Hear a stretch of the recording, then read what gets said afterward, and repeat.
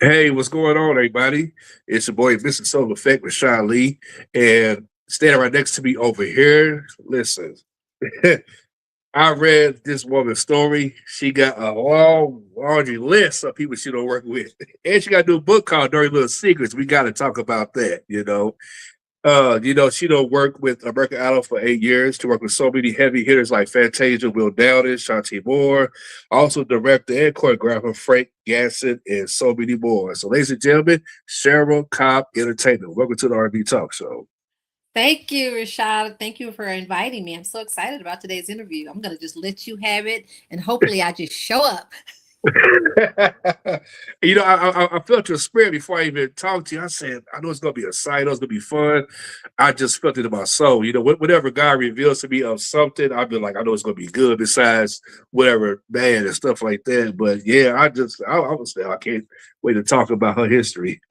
Oh, whatever's bad, you can turn bad into good, right? Yeah, amen to that. And know your Definitely. spirit. Yeah, absolutely. Before we get to your history, I want to talk about your current book, Okay. Dirty Little Secrets. What inspired you to want to write that book?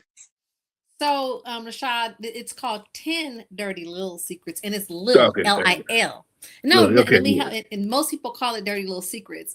But this is my second book.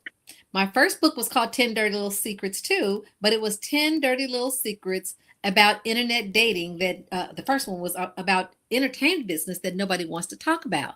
That was my Yeah. first book, and it's really powerful. And if you don't have a copy, I'll send you a copy. Anybody who wants to be in the entertainment industry or who has been in the entertainment industry and is trying to reestablish themselves, it's a good read. It's just 10 secrets that nobody wants to talk about. It's the small print. And what happens is you get contracts, you make agreements, and then sometimes right before it's time to go on stage or it's time to do something really exciting, you find yourself in trouble, and then they tell you to go back and look at the small print, and you find out that the dirty little secret was right there in the small print.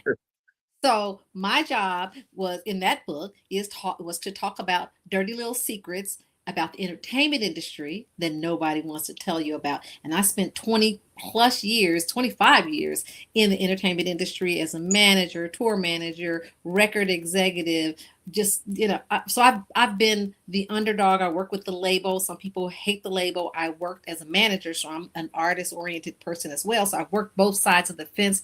So I have an understanding of the emotional and the business side of it on both sides. So I talk about that and I teach. And one thing, and I'm going to lead you into my new book, which is also called 10 Dirty Little Secrets about internet dating that nobody wants to tell you about. So this is Wow. a whole new realm for me. But boy, I have juicy things for you, and it's all good. I in my mind, I was like, oh, the Lord's gonna start so much trouble, but it's the truth. Good trouble. Good trouble, yeah. Good trouble. Yeah. Rashad, I'm here to teach. I really love people, and when I throw people under the bus, it's me. I throw myself under the bus over and over again whenever I'm doing interviews because I'm not ashamed of my past because it was my past and it was an experience and I've elevated. So I've been to the School of Hard Knocks and I don't want you to go there. So I'm just giving you 10. There's thousands of secrets, but I give you 10 things that happen over and over and over again. 10. Wow. And I think it's awesome though, especially for anybody that's trying to get into business, they will fully understand, like, wow, all this is going on. Even though they hear stuff, it's good for people to read a book and really get to understand it because some people focus on the glamour stuff.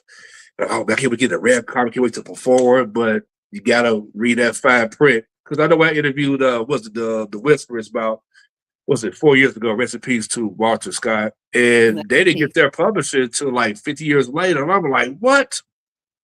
Small print. Statute limit, yeah. And the people that I love helping the most, honestly, in addition to the newbie, I like to help veterans just because of what you just said. People that may have been a one hit wonder or may have done quite well years ago.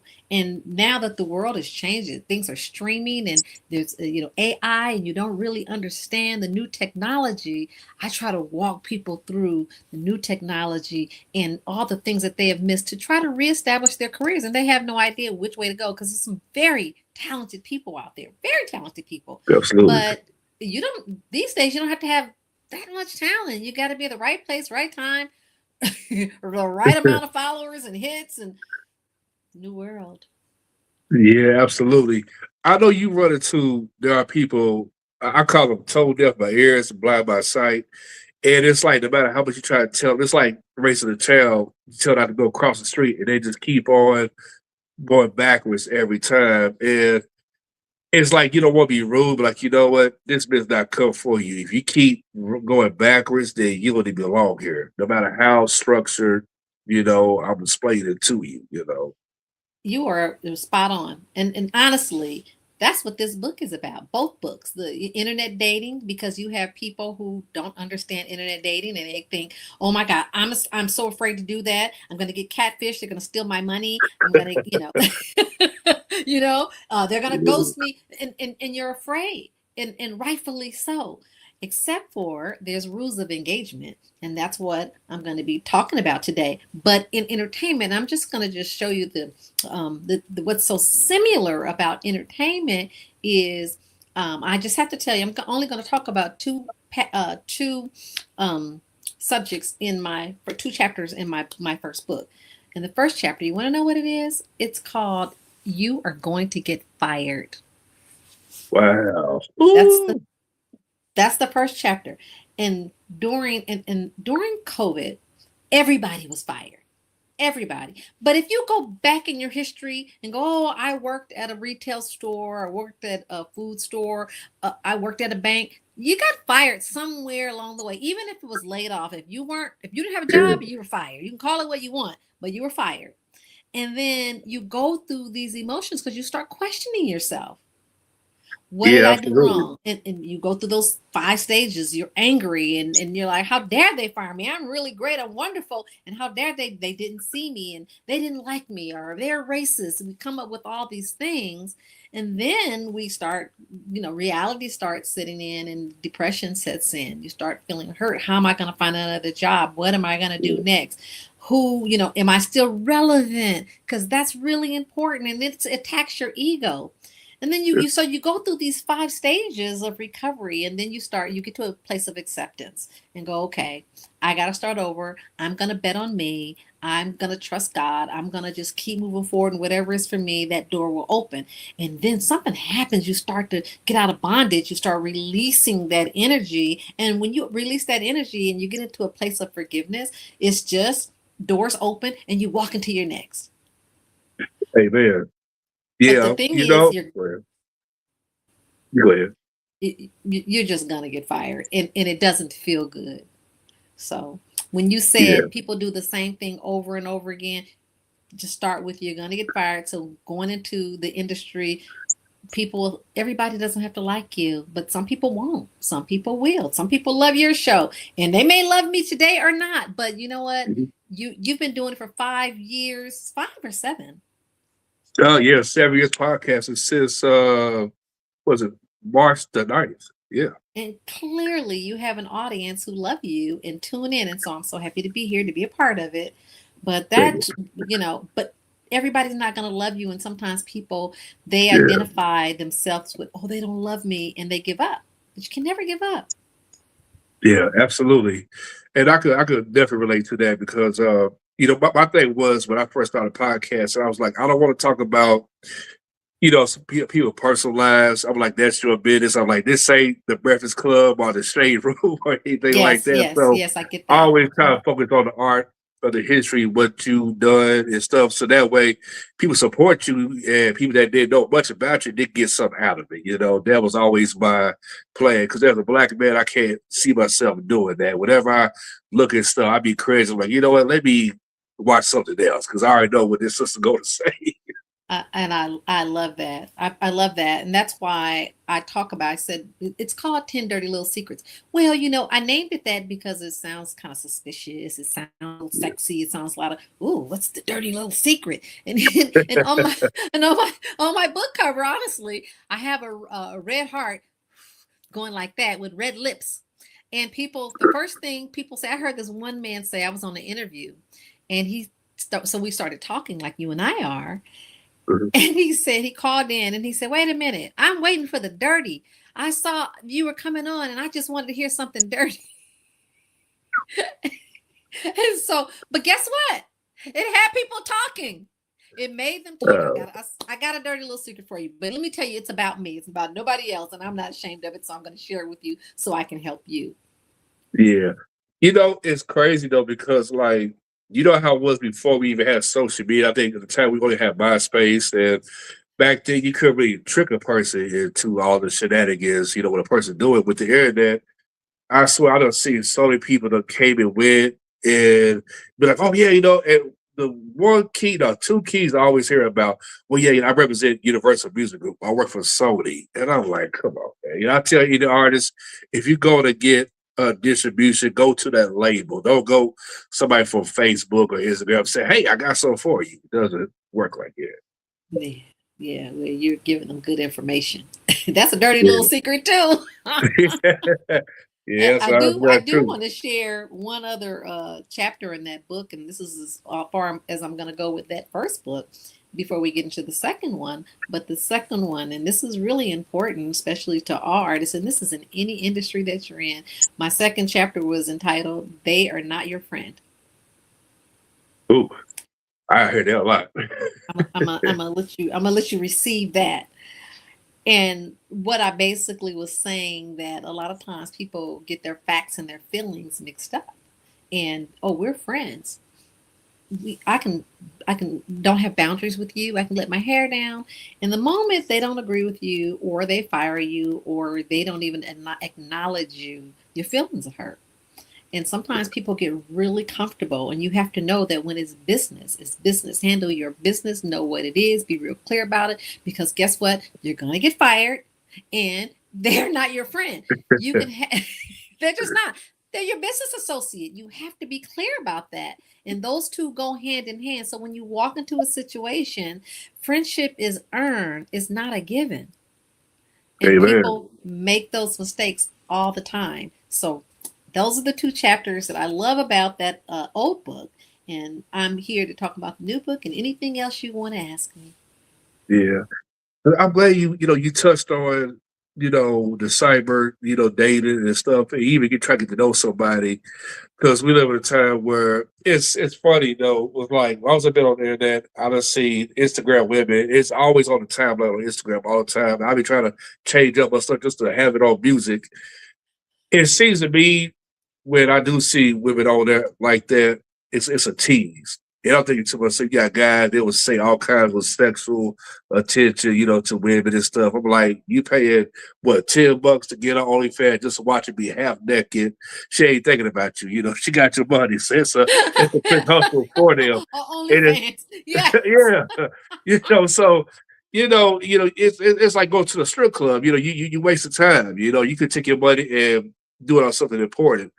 But I can say this though, when people ask me about podcasts and talk about, oh man, Rashad, people need to cash app you, this and that. But here's the thing, I'm not a gossip blogger, But all thing about it is you are hearing about something that everybody knows about. So really every podcast, YouTuber got their own truth, what I'm saying? So it doesn't really make any sense. But get back to you saying though, I say that take a chance on somebody you meet in person. Because sometimes the internet, that same person you might see ain't all what they seem to be. And MTV Catfish proved that. Okay. I'm so glad you have that perspective, because I have a different one. And I hope you're okay with that. That's right. So let me give you a new perspective. So there's rules of engagement in any dating scenario, whether you meet them at a club, at work, at church, same thing can happen. You could meet their representative, because we usually meet their representative anyway, and the representative shows up wonderful. And then you go through the 4 seasons and you get to know people. In that first season, everything is warm and fuzzy, even if you met them online, even because you meet people online, they'll tell you anything. But you can meet somebody in a club and they'll tell you anything, or at the grocery store, until you spend time. And the rules of engagement basically are talking about, wait a minute, you can't just jump into something because it feels warm and fuzzy. You really have to vet it. You have to have conversation. You have to really explore the person that you're talking to. And the best thing that I like about internet, because I just want to say this, that I met my husband on the internet, and I would have never ever done this. I promise Okay. you, I would have never done this a day in my life, other than I had at the time of 16, she's older now, but she was 16 years old at the time. And the 16-year-old was saying, Mom, things have changed. You're single. I'm going to college. You're going to be by yourself. You don't go out to nightclubs. You work all the time. How are you going to meet somebody? I don't want you to be by yourself. And I thought, well, when you go to college, I'll meet somebody. She said, where? Where are you going? What are you going to do? I said, it'll happen. She says, well, it used to happen that way, but nobody's going to knock on your door. So the safe thing to do is you meet people on the internet, but you have to have boundaries, limited information, and you get to know that person. So in my particular situation, and it doesn't always work like this, but what I talk about in my 10 Dirty Little Secrets is the first thing is you meet the representative, and know that when you meet somebody online, that is exactly who you're meeting until you get to know the next person. And the real person usually doesn't show up for about another, at least 60, 90 days. So you spend the time just like you and I are doing on the internet. We're talking, we're getting to know each other. It feels good. We're being transparent. And perhaps what if we say, that felt really good. Let me talk to her again tomorrow.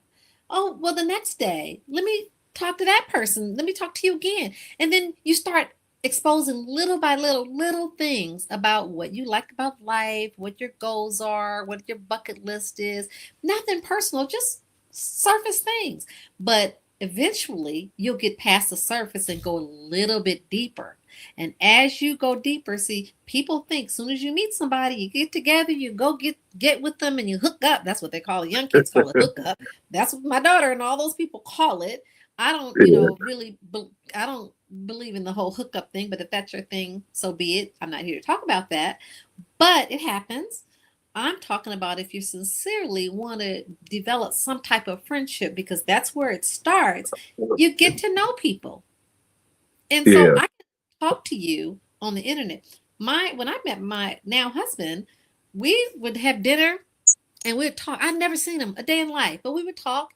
We'd have dinner, maybe a glass of wine. And as we start talking and having dinner and having conversations, we both were like, wow, he's interesting. Well, of course, let me go on his page and let me look at him. Let me do a little background. Let me ask around. But he kept exposing things. I kept exposing things. And after a few months, finally, after I felt comfortable, he said, I'd love to come and meet you. So unfortunately, at that time, it was COVID. And I was like, you got a COVID test? And if you don't, we're going to get one first. But I'm just saying that when you meet somebody on the internet, all you have is an algorithm. The algorithm can't read the spirit. Yeah, it's true. But the spirit will expose itself the more the person opens up and becomes the real person as opposed to the representative. Because when we meet people, everybody's wonderful. Everybody's, it's just a warm and fuzzy feeling, and you get excited. And that's when, going back to people get their facts and their feelings mixed up, people get all caught up in the emotion of it. I think I met the one. I think that this person, this is my wife, or this is my husband. You don't know this person. Exactly. So you have to lean back, not lean in, you lean back and you just listen and you talk and feel however you feel. You're free to feel however you feel. But I warn people, take your time, take a couple of months and get to know that person. And even then, once you get together, you still have boundaries. You give information as on a need to know basis as you feel comfortable, just like you would if you met somebody at church, if you met somebody at work. You take your time over a period of time, you get to know them. And then you have to really use some discernment at that point. Yeah, amen to that. And that's true, because The internet, you said it right. I was kind of overthinking it because the internet does help. Because I've been on social media since 2013 and January 2013, and knowing how women are and stuff, in my mind was like, nah, I can't see myself messing with her because this girl got too much going on. And I would be like, you know what? I can see myself with somebody like that. And with the internet, it helps because you get to dissect a person's personality, like what are they like when they're by themselves, how they are with their friends, their family. You kind of get the details. And if you do talk a person, me, I'm a spiritual brother, if I feel a woman's soul, I'll be like, you know what? Yeah, maybe I can see myself with that. And if I see red flags and it keeps hitting me, I'll be like, you know what? No, this ain't it. The person I'm cool with may not see it, but I see it. So yeah. So you're spot on. It's something as simple as you and I having just meeting and having something in common. Oh, I have a little allergy, and we're like, oh my god, Right, yeah. so do I. And then I'm sorry, I threw you under the bus. I threw myself under the bus too. Little allergy, not a lot. But the thing is that you find that the common ground. And that's where you start with the common ground. And you'll find the more you talk to people, the more they'll expose. And then you're always taking data. You're taking data the entire time to go, oh, that fits with my soul, or that feels well in my soul, or maybe they're a little too high end for me, or you know what, this feels really good. So you have to really just pay attention and have discernment and be patient. And I promise you, I've connected so many people on the internet. And I don't do an app. I don't do a dating app. I just talk to men and women, by the way, men and women. I don't take either side. I take the side of truth, and I take the side of love. Oh man, I like that. I love that. You know, I think it's definitely important because with the internet, I'm gonna tell you something. Like I've been on Facebook for 13 years. I hmm see quite a few people get married 3 or 4 times. Out of I've been Facebook friends with them so maybe close to 10 years. I'm like, did you ever take the break on yourself? Got to work on you. yes, yes, Because I'm like, just because a man said, "Oh well, you beautiful," and this and that, and that hit you. And sometimes I remember I used to hear the word you gotta be scared, you gotta be careful of the word. Oh, like this is my type. Because whoever your type is, it might not be what you think. yes. And the interesting thing to me is you really need to heal your past. Yeah, And when absolutely. you heal your past, you have to release some triggers because we all have triggers.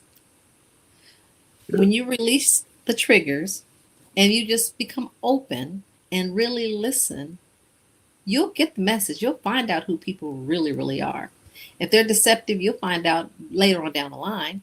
But you could meet them in the grocery store, or you can meet them in a nightclub or a church even, and guess what? They are who they are. And sometimes people are just bad people. So you Mhm. have to protect your heart, you have to protect your privacy, and you have to also use your brain and be patient and let it evolve. And 9 times out of 10, if you take those steps, and I have 10 dirty little secrets about those steps, eventually you get there because those 4 seasons of love are really interesting. When you go from, we talked about the first season because it feels warm and fuzzy, and then you get into that second season where you've never argued, you've never had a disagreement. I had a girlfriend who told me, oh, I met this guy, we don't argue, we both come from the same place. I said, well, you should have a really good argument, you really should. She said, no, we're not going to do that. I said, you're going to have an argument, and it's okay to agree to disagree, or it's just okay, because what you need to see how this person matriculates out of that argument. Yeah. This will tell you a lot about, are they mad for 2 or 3 days? Do they do a disappearing act for 2 or 3 days, a week?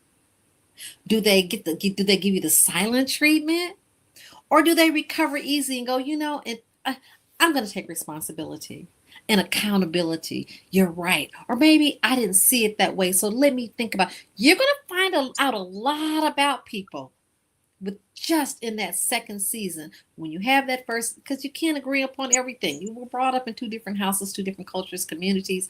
You're gonna disagree sometimes, but it's about how you matriculate out of that disagreement and how you get back to a place of love and positivity, those warm and fuzzy feelings that you thought that you felt about that person, all of a sudden it starts to feel a little sour.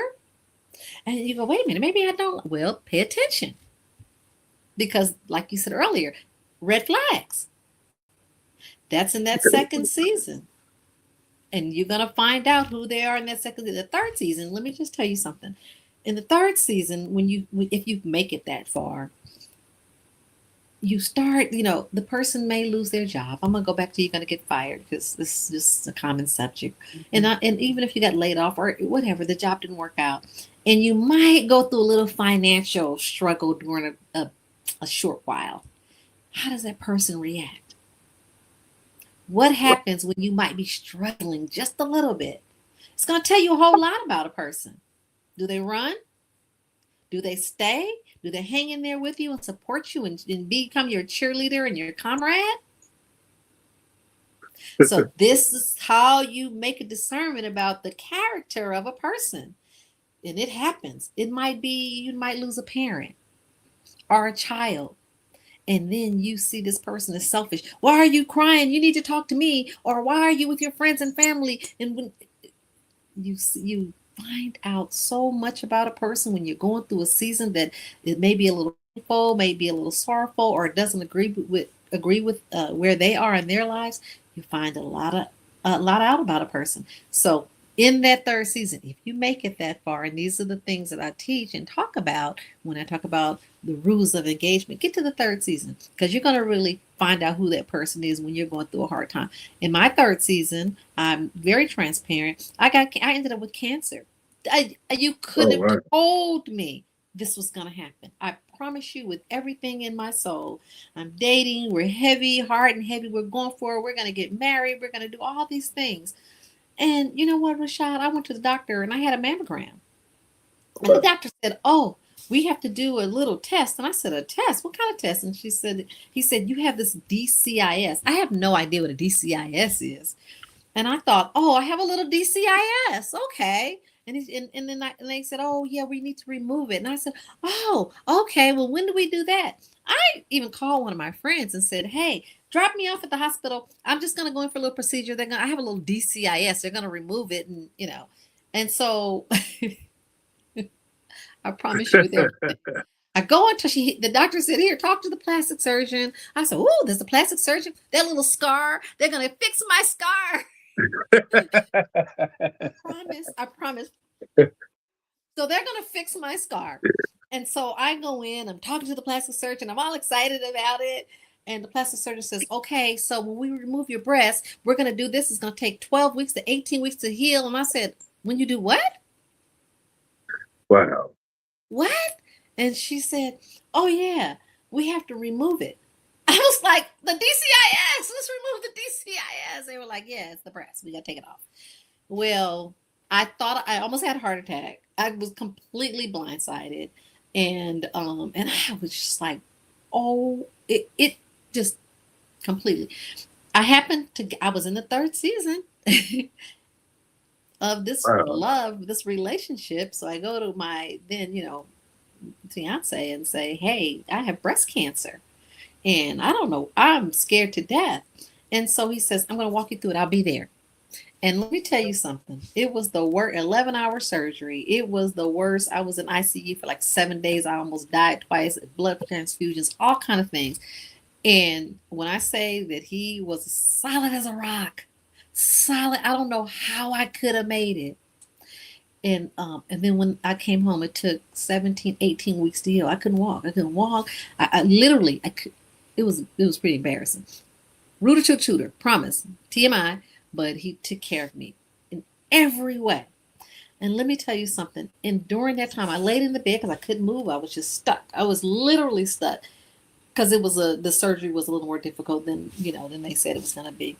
But I was taking data about who this person was that I met on the internet. He showed up. His character was just solid and walked me through that season. And so I fell deeper in love because I found out a little bit more about the person. And when I was going through the worst and the darkest season of my life, he stepped up. And so I pray that we don't have to go through this again. But if Mhm. we do, I'll be there for him. But this told me a lot about his character. And that's Wow. what you gotta pay attention to, because the bad times are gonna come. We have good times. We're blessed, but we're gonna have some hard times too. Yeah, man. You're right about that. I would tell you though, this is a dirty little secret. So one of the ladies I know, she's based in New York and stuff. No name mentioned. And so she been knowing this guy for like what since 2022 and stuff. And keep in mind, he's still married. And she was telling me, she said, they've been talking and stuff like that. Mm-hmm. And Mm-hmm. I told her, I said, now let me ask you this: why are you still, talking to this dude? He's still married. I said, well, he's not gonna leave his wife. That's what I view it too. He likes the image of you because, well, you're a nice looking woman, you got a body. That's what he's attracted to the image. You don't care what's in your heart. And Yes. I said, just imagine if his wife has some type of psyche in her mind, like, you know what, let me check his phone. Let me see. You know what I'm saying? Women You have know, we have intuition. yeah. Yeah, because he could see the pictures, he could see the text messages and all kinds of stuff. And then I told her, I was like, now, just suppose she see you, then what you gonna do?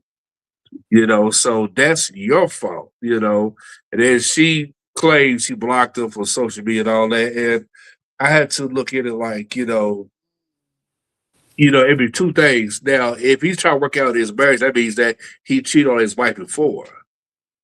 At the same time, he's lusting for other women at the same time too. So, like I told her, you've been a side chick for what? Go what? Like going on 4 years? Whoa, 4 years. Oh no. So you must love that. She said, "Oh, I ain't no side chick. Now we here every day." I said, "Yes, y'all did." I said, "Keep in mind, when I was in a relationship, you told me specifically, in a text, oh yeah, I'm on a date too. Come on, please stop it." It's a very sensitive subject, and it's in my book as well. And it's chapter, I think it's 8, where it says that God won't send you someone else's husband. Yeah. Oh man, go ahead. So it my and I'm not a therapist, so, and I don't have a degree, so I can't counsel you. I can only talk. You know what I'm talking about, but I can only talk through experience and talking to other people, because we're human and we're having human experiences. Sometimes you got to stand back. You have to stand back and not be responsible for somebody else's pain. If that man really wanted to be with you, you would have to stand back and let him go. Let him complete whatever he's doing in his life. If he says he's getting a divorce, let him get divorced. It has nothing to do with you. You cannot be responsible for someone divorcing their spouse. That man or woman, you cannot be responsible for that. You'll never live that down. Everything you just said is absolutely correct. So you have to really trust God, because if that's the person that you're really supposed to be with, then you're going to have to go walk away and trust God, because whatever's supposed to happen with that's in alignment with his word will happen. So you got to, it's a hard, and I know so many women, and I'm a woman, so I can tell you this through many interviews, that it's very difficult. It's a very, I call it a quagmire, but you really have, that's when you got to trust God. You really do. And if you don't believe in God, you better trust the spirit, because if you're not in alignment, you're going to get hurt. You're going to get hurt. Yeah, absolutely. Because I knew that he was treated like a side chick. She told me that what was it? He said, "Hey, you want to have a little fun?" That's what I do. I was like, you know what? If you keep fooling with that, then you must love that title. It's like I mean, I don't mind you asking me for advice, but when you keep doing the opposite, then that's your fault. That's what you would have to learn at the end.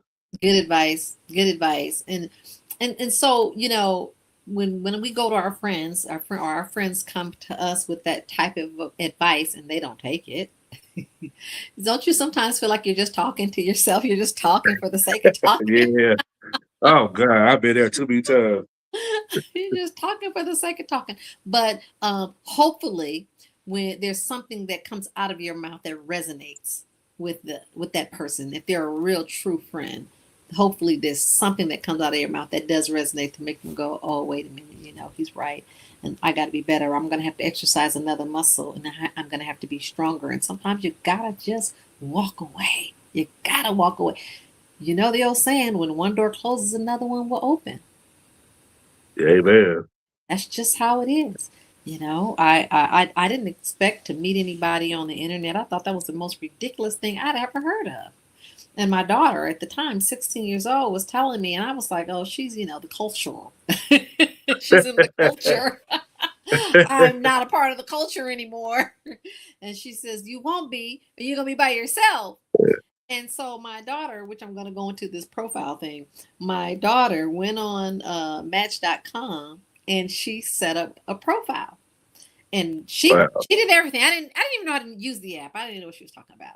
But she went in because I was like, oh, they're catfish. Oh, they're going to use you. Oh, they're bad. They're predators. And I was going on and on and on. And so she set up the app. And so she says, okay, Mom, I'm going live. And I said, no. Let me see what you're doing. So the first thing I saw was the picture that she used. And I'm going to tell you something, Rashid, it was like the most beautiful picture I'd ever taken in my life. It was really fierce. And I said, I don't look like this every day. Don't post that because that's too much work. I was going to an award show. I was like, I don't do all that every day. This is who I am. And she says, no, Mom, there's a method to my madness. And I said, well, what's the method? She says, you're gonna get rid of the people because that's gonna be intimidated by you. You gotta, weed people out. And then she put all these things about me that I was really embarrassed. She says, oh, you have to have a passport. She likes to travel internationally. And she put all these things. And I was like, oh, no, they're going to think I'm arrogant and I'm high end. And she was like, no, Mom, you got to weed them out. Because the person that steps up and has the courage to talk to you, that person is confident. And you'll see he's confident and he's not insecure. And I was like, well, I never thought about it like that, but okay, whatever. Long story short, I'm going to get to the story. We went live, and sure enough, there were 300 inboxes the very next day. And I was like, oh my God, I'm scared. They're predators. I can't leave them alone. But it was during COVID, and my girlfriend came over, and we sat down. And we didn't have anything else to do, but we were swiping left and swiping right and swiping. And we were just laughing, having a good time. And of course, I wasn't going to talk to any of these people on the internet. They're scary people. It's a scary place until I hit this one box where I saw somebody had written me a letter. Letters are my love language, by the way. And I was like, took the time to write a letter. Let me see what he's saying. Let me see. So I go in and I read it. And it was simple. Just want to tell you, you look beautiful. You don't have to respond. I looked at your pictures. I looked at your profile. I love concerts and I love traveling. And it's some of the same things that I had I didn't put that she put on there. He said, there's a lot of alignment here. You don't have to respond. I think that you're really beautiful and, have a wonderful day. He wasn't being extra. He wasn't trying to, let me get with you or anything like that. And I thought, oh, that was nice. And so because it was so nice, I just hit like, because I was like, this is somebody who's respectful. He said what he had to say. He even said, you don't have to even respond. I'm just letting you know. And so I hit like. And he had just gotten off the internet. He had just canceled his subscription because he was like, I don't like this internet. Yeah, and behold, he had been married for 25 years and his spouse died. And so he was single, just like I was. And his sons said, Dad, you're going to die a slow death. You don't go to nightclubs. You don't go anywhere other than, boating and, you just don't go places where you're going to meet anybody. You should get on the internet. And he said, oh, no, they're crazy. Those women are crazy out there. They're going to take my pension. They're going to take my money. And so we're having the same conversation. Fear. Yeah. But his son said, no, set up a profile and do it. Long story short, he did it. And his first attempt was, let me just tell her she's pretty, but okay, I'm out of here. I'm checking out. And then when he went to go close the subscription, he saw that I hit like, and the rest is history. We started talking and we got into conversations that were amazing. He was going through a really crazy time in his life. It was really a dark season for him, and he was in a healing and a recovering season. And I had the capacity because it was COVID. I just had the capacity. And because I had capacity and he was single and free and he didn't know what he was doing, he was just like, I don't know what I'm doing. My sons told me to do it. Well, my daughter told me to do it too. So I'm gonna wrap this story up, but I'm gonna just tell you that's how we met. That's how we started engaging. We talked on the phone and we talked on Zoom for weeks and weeks at a time until finally we decided we're safe enough to come and meet, and we did. Wow. I love y'all story though, because both y'all took the time to know each other instead of just jumping the gun right away. And I know a handful of people in my hometown and some people on the internet, they just right away, I'm like, y'all gonna crash and burn. And unfortunately it happens like that. I'm like, take the time to get to know that person, and see where It's you at over a year. it's okay. We have time. Just take your time, Yeah. and the spirit would tell you. Yeah. Amen. And To that. I'm gonna tell you one other little dirty little secret. That wasn't enough for me. That wasn't enough for me. Um, Um, so after he came and visited me a few times, he invited me to come and see him. I lived in Los Angeles. He lived in Las Vegas. I went to Las Vegas, and the first day I met him in his hometown in his territory were his two sons. He had two sons, two grown sons, and they were having a conversation with him. And this is really important, a dirty little secret, and you're gonna relate to this one. So pull up a chair. oh, Apples don't fall far from the tree, but sometimes you gotta meet the fruit. I watched his sons talk to him, and while they were talking, they were so engaged. They were like, "Yes, Dad." These are grown men. "Yes, Dad. Yes, I understand, Dad." Oh, I get it. And I'm looking at these guys with such respect and admiration for their father.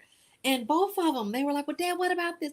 They were having a real conversation. They weren't putting on a show for me. This is who they really are. And even to this day, 5 years later, they're still the same. But they had so much admiration and love. And so here's the clincher. When they were leaving, "Okay, Dad, Cheryl, very nice to meet you." They're walking out the door. The son comes over and kisses his father. right. Black man kissing his father. You don't see that at all. I was like, wow. They weren't and he raised his sons. He was a single father. So he taught them how to show their emotions and not be afraid to say, "I love you, Dad." To touch Oh, out, to reach out, touch him, listen to him, take advice from him, even at a grown age. Do you know that day? I think that was the day I fell in love. I was like, well, because I love my dad that way. I respect my dad that way. So it became familiar. And wow. he did a good job. This tells me a lot about his character. I think it's so awesome, when you get a chance to see the person that you're going to be, when you get a chance to see, the dynamics of their families and everything and stuff. Because Yes. it's always that nerve-wracking situation. Like, okay, I'm going to meet this person. I think I have an idea how the aunts are, how the person's mother or father is. And, it's like sometimes you get lucky where everything is positive. And sometimes Yes. it's come through, like, well, so like, you better treat my daughter right, my son right. And you're like, okay, I get it. I'm not that last person. You know what I'm saying? Right, So, right, right. Oh no, that's good yeah, stuff. That's why I said fruit. The fruit tells a lot about the tree, yeah, absolutely. And stuff. Yeah, right? you said that right, And I think, as men, especially black men, we definitely get the end of the stick. Because whenever, you meet your girlfriends or fiancés, peoples and stuff, especially like the extended cousin, you might have maybe 5% that really, show you love, and the rest is just day and night. But like, oh yeah, they ain't gonna last long. You see so and so, they ain't gonna last long. Forget about them. Mhm, It's sad, but I mhm. enjoy to see a couple love each other. Well, I'll tell you something. You get to know a person also, because I also talk about transparency, honesty. Yeah, It's really hard to be transparent because it's a vulnerable place. yeah, And so, but when you meet a person and you really you start getting to know them and you see that they're vulnerable. And if you are a good person and you're honestly looking for a mate, a friend, because everybody has to start off as friends, you find out when you find a person that's transparent, you start to build what? Trust. It's trust. It goes to my trust bank because you're being transparent. And if you're being transparent, there's honesty that goes along with that. And that goes a long ways for me, at least. absolutely. So it's like it's amazing, how y'all talk, and to see how the son, react to the father and stuff. And it's because it's sad that a lot of fathers don't get that credit where when the mother dies or something happens to her, and they take full responsibility of the kids and stuff.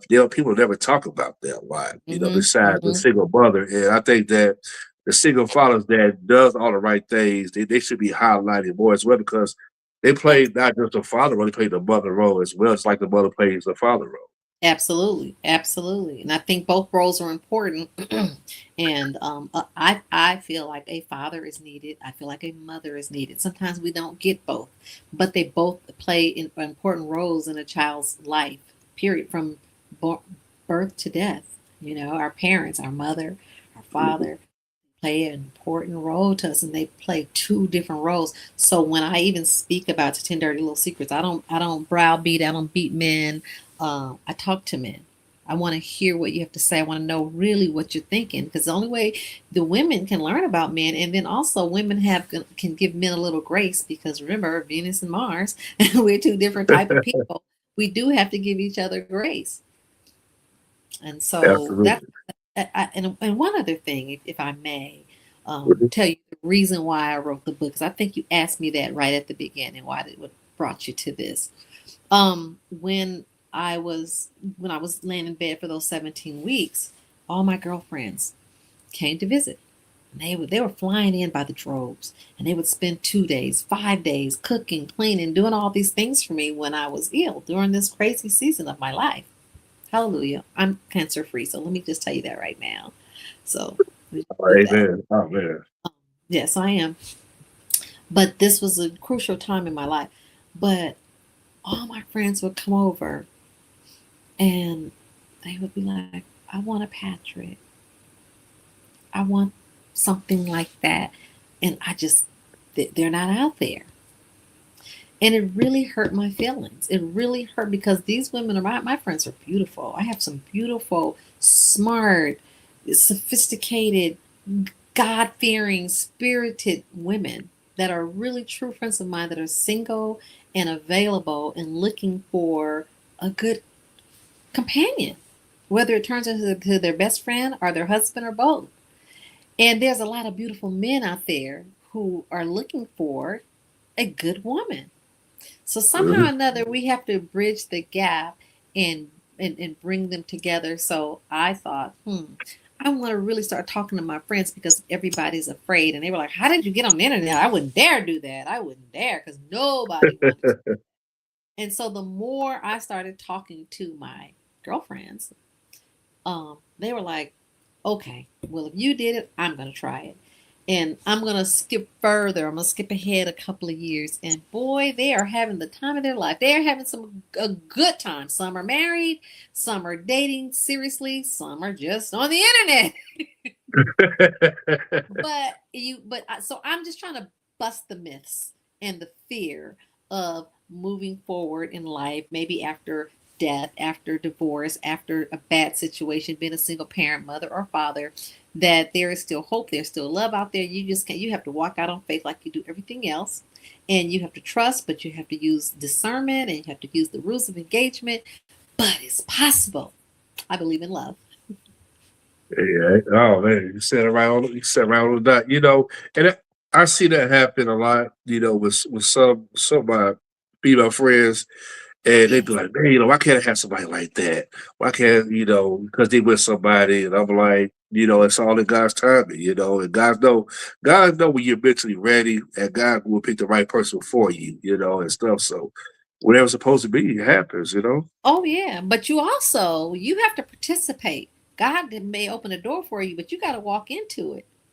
Yeah. So you got to have the posture, not this kind of posture, but the posture of someone who is looking for a mate. So if you are, coveting somebody else and not in a bad way, but saying, gosh, I wish I had that, which is a compliment to another man.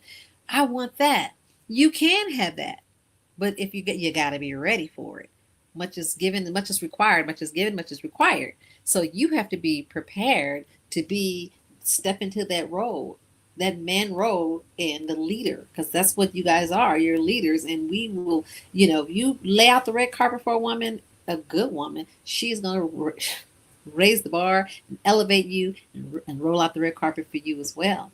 So I think that we have so much fear, and we have so much hurt from our past, relationships where we haven't healed, and so we're skeptic, rightfully so, because we haven't healed yet.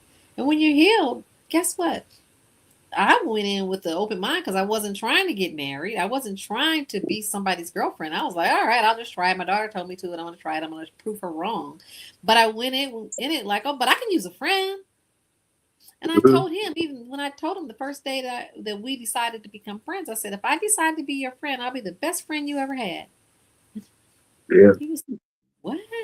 So, and this is not for everybody, but for the people that I'm talking to out there that are lonely, that are contemplating it, that have fear about taking that next step. It's not that scary if you take the right steps and you read the 10 dirty little secrets that nobody wants to tell you about internet dating. Yeah, no, they won't tell you, say it I always say it's good, to be honest with people, stuff like that, because that way they'll get the more information, especially like your circle and stuff. They'd be more aware instead of just kind of like beat around the bush and stuff. And I think this book right here, I think women will, and man, they get a chance to learn the dynamics. So, okay, wow, I feel like he's talking to me. How come my friends ain't Yes. doing that? Some people Yes. don't want to know what's best for you, besides the one that actually does. Wow. You better Yeah. preach. You Now, better preach. you know, switching gears. What was your involvement with American Idol the 8 years you worked there? Well, I quick story. During my child, my daughter, she was when she was born. When I was pregnant. The last few weeks or months or whatever, American Idol was on, and I was just at home on the couch watching TV at the time, and I saw this show and I fell in love with it. I just was like, oh, this is a great show. But I had really come through a really rough time through management. I've been on the road, and I was really ready to go into a different direction. I really wanted to be a TV producer. So I was like, I'm Oh, tired. wow, okay. I want to get on the TV side and leave the music side of it. Every time I get out, they just pull me back in. But I want to get out. And so I saw this girl on TV, and I said out loud, I said, as much as I want to get out of this industry, if I had a chance to manage her, I'd go back in the music industry. Wow. And 2 months after my daughter was born, this is how God works. 2 months, I get a phone call from an agent, old agent over at CAA. He called me up. Hey, Cheryl, come to my office. I want you to meet somebody. I'm like, okay, that's fine. Must be somebody interesting. So I go over to CAA. I meet this British gentleman, and we sit there and we talk. And he's just picking my head. He's picking my brain, asking me a bunch of different questions. And then at the end of the question at the end of the meeting. He asked me, "Are you ready to go back to work? I know you just had a baby. Is that too much?" I was like, "No, I'm a workaholic. I work even in my sleep. I work." And he said, "Are you really ready to go back to work?" And I said, "Yeah." He said, "I'm looking for an executive manager to manage a team and manage some of my clients, and you fit that role perfectly. So how much do you want?" So I was like, well, I just threw a number out there, and I just thought he was going to go, "Well, we'll talk about it. We'll think about it." He said, "Done." Wow. So when Man, do I start? He recognition. said, "You start on Monday." And I said, "Okay, hold on. This is the clincher." I'm walking out the door, and I'm like, "Oh my God, I'm going to work. I'm going to work." And I didn't know he worked for a company called 19 Entertainment. And I was like, "What?" He was the president of 19 Entertainment at the time. I didn't know. But actually, he was the creator of American Idol. And So You Think You Can Dance and Wow. all those other shows. So I'm walking out the door, and I get to the door, and I said, "By the way, who is this that you want me to manage?" He said, "Oh, Fantasia Barrino." Wow. Man, sticking to his And business. that was the girl that I saw on TV. And I was like, I would go back to work. I was like, whoa. He didn't even know. I never even had that conversation with him. But I walked out the door, and I literally started crying. I started crying because I trust God. I just really, I walk out, I walk in faith all the time. But I walked out, I was like, I said it. I meant it. Oh, I was so blown. So long story short, that's how I got with 19 Entertainment and started working with Ruben Studdard. I just saw him. He was here at Jimmy Jam and Terry Lewis last week with Chante Moore and Shanice Wilson. What a great show. It was so good. So if you get a chance to see that show, it's really phenomenal. You just forget how many hits Jimmy Jam and Terry Lewis has. But it was Ooh. featuring Ruben Studdard. So I worked with, I introduced Ruben to Jimmy Jam and Terry Lewis, to Jimmy Jam. I mean, to Terry. Oh, Yes, wow. I introduced them. And they did an album together, which I worked on, and here we are years later, and they're working together. That's how things work. They're very good friends just from that introduction. So I ended up working with Chris Daughtry and Jordan Sparks, and a little bit with Carrie Underwood. I worked with her management team, and I was a senior manager over the managers at the entertainment company. And basically, any top 10 contestants that were chosen, I could pick and choose who I wanted to manage. But Fantasia was the one I really wanted to manage, and that's how I ended up getting. Oh, but there was one agreement that I had with the gentleman. I said, "I'll go back into management if you make me a producer." Oh man, that's awesome right there. To So see that's her career flourish, time you start working with the very beginning to where it's now, I mean, to doing movies and being nominated for awards, Grammys, everything. I mean, it's like you're raising a child from the very beginning. I mean, I know you're like, wow, like, it. yeah. No, go finish. It's I phenomenal. mean, I know. Did you see something like? Do you see the greatness in her? The time both of y'all spoke. From the no before from the day that I saw her on television, I Mhm. said she is a star. I knew it. I can tell a star from a mile away. And I said, she's a star. She has something special. She has the makings of Aretha Franklin in her. That's how this girl is so phenomenal. And she was 18 at the time, 19, I don't know. But she was young. First time, anything. Um, I knew it. I just knew it. And it was a phenomenal experience.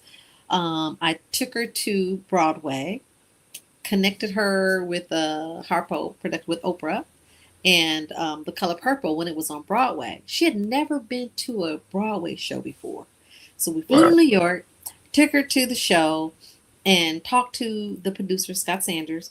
And he said, we would love to have her as Celie on this Broadway show. And she said, I can't do that. I can't act. I just sing. I said, yes, you can. We're going to surround you with good, you're going to do this show. Yeah. Because you are Celie. I was like, you're Celie. Everything about you is Celie. And so we're going to get you the right vocal coach, the acting coach, everything. So she was surrounded by a great team and was highly successful to the point where years later, she played Celie in the movie. Was it maybe 2 years ago? Wow. So Oh man, yeah, 2 years, that was about 2 years ago. Yeah. I don't manage her anymore. We had a good 4 year run. We had a good 4 year run, but go back to you're gonna get fired. Oh You're gonna man. get fired, but I love her dearly. We parted ways, and I started my own company. That's when I started Cheryl Cobb Entertainment. I started my own company and started managing my own people. And then Chante Moore was my first client over there, so I just went on doing my own thing. But she was absolutely, she is phenomenal, and I've seen her grow by leaps and bounds. I'm so proud of her. It makes me have tears because she's so incredibly talented, and I believe that she's going to be a legend if she just stays on the path that she's on. Yeah, I'm looking forward to hear more music and stuff. I haven't seen her drop anything in a while and stuff. So yeah, I'm Hmm. looking forward to hear more music and stuff. What put the fire in the engine for you to create your own entertainment company after like working with so many major platforms, labels, and stuff like that? What kind of be like, you know what? Let me see if I could do this on my own. Well, go back to my first two chapters of my book. You're gonna get fired, and they're not your friend. So who? So who? And I don't mean that in a negative sense. I don't. It means that people management is like a marriage. I want you, and you want me at the same time, right? Yeah, And when it doesn't work out anymore, we then have to part ways. Because the manager is only there to advise and consult. If you don't take my advice and you don't take my consultancy, then it's time to move on. yeah, absolutely and stuff. And because remember, it's business. But after doing that, I felt like I want to bet on me. I know what I'm doing. I've been doing this for a long time. I've worked with Luther Vandross. I've worked with some of the greatest, the best, Tony Braxton. I've worked with some great people, and always under somebody else's umbrella. So I was like, I can just do it myself. I'll start as a small boutique, which I still am, small boutique, and let's see where it goes. And my first client in the boutique ended up being Chante Moore. Man, yeah, it's awesome, for you to work with so many legends in this business and stuff. They all deserve their flowers. And with Shanti Moore, I tell you, she's like her voice is like through the roof. Oh, I mean, if anybody get a chance to see her watch her live, that sister is the truth. I don't think she gets the yes. proper flowers she deserves. But Black music honors, I see y'all be honoring a lot of legends. You got to honor Shanti Moore. I mean, that's I sister quality. agree 150%. She is phenomenal. She is an anomaly. There's not too many people that has those octaves, real natural octaves like that. She loves the Lord. She's got a heart of gold, and she's beautiful and talented. Yeah, because when I heard the Soul Train performance, it was like a melody rendition of it. It's all right.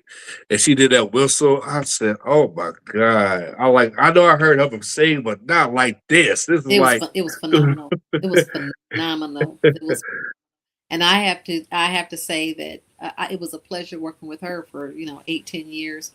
And she's one of my best friends, truly one of my best friends, not just by word, but she is my best friend.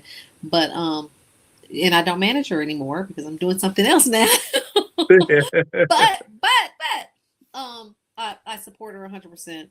And I must say that she is one of the most talented women on the earth. She really, really, really is. And I think that her season is now. So just keep looking out, and you'll see that Chante Moore is on the rise, and the world will know who she is. yeah. I want to run it back because I want to apologize to you. You worked 6 years with Rockland Records as president and Hmm. CEO. Not as president, President. general in the GM, which is the general manager. Oh, okay. Yeah. The GM is I ran everything, so I was the head. Other than we had it was an imprint label on on Universal Interscope Wow. Records. So that means they give you a license and they give you a label, but they do the distribution. Universal did the distribution through through Interscope through Universal. Yeah, because I And remember. Go ahead. You go ahead, my and bad. just for true transparency, because I'm always transparent, it was R. Kelly's record label. Oh, okay. Oh, yeah, yeah, yeah, yeah. Now, Mhm. I was like, why does name sound familiar? But now since you said, okay, now I It remember. was R. Kelly's label, and the first artist on that label was Sparkle. Wow. And we put her out. and her record went platinum in 6 weeks, and it was like the first time anybody, a female, had gone platinum in 6 weeks with You Better Be Careful. Yeah, oh my God. I remember when BT wore the heck out of that video. Down Yes. the MTV VH1 radio. You could not escape 98, 99, 2000. During those 2 year span when I hear that, I'd be like, okay, I know I may be careful, but can we go to the next song? Jesus. But hey, great marketing, great promotion, Yes. especially those days Yes. anyway. Yes. I was really proud. That was one of my first projects there. And then I went on to work with several other movie projects and soundtracks that I worked on and was an executive on or had some title on the album. you know, not yeah. So that was a great experience. I worked with that label along with Jimmy Iovine over at Interscope and R. Kelly. And people are going to say, well, they're going to go because you talk about him, I got to talk Yeah. about the other part. So this is, I'm totally transparent. I'm okay because I didn't know that person. Before he went to trial, I was already gone and had moved on to the next thing, but I didn't know that person. So whatever he did, I never saw it. I didn't see it. It wasn't around me. He didn't do it around me. I go to work. I go home like I always have. 'Cause I had a family. Yeah, I interviewed him one time for this online radio company that lasts for like 5 years and stuff. He was cool, what I'm saying? He was just happy, I interviewed him. It was back in like 2013 around that time, so he was real Yes. down to earth. And Hmm. I was supposed to interview for an hour. So manager said, well, we gotta go. He said, no, I'm gonna stick around. I think we did for like what 2 more hours and stuff. So Wow. yeah. Yeah. And that Yeah, was my experience. Honestly, that was my experience. yeah, he asked everybody, do everybody want to go out to eat and stuff like that? So rest is history. So I had a good time. I can't say nothing bad about it. It's like, everybody got their own truths, but it is what it is and stuff. But It's that's a it's whole okay because you know what? That's between him and God. exactly, And, it's, and nothing, anything done in the dark will come to light.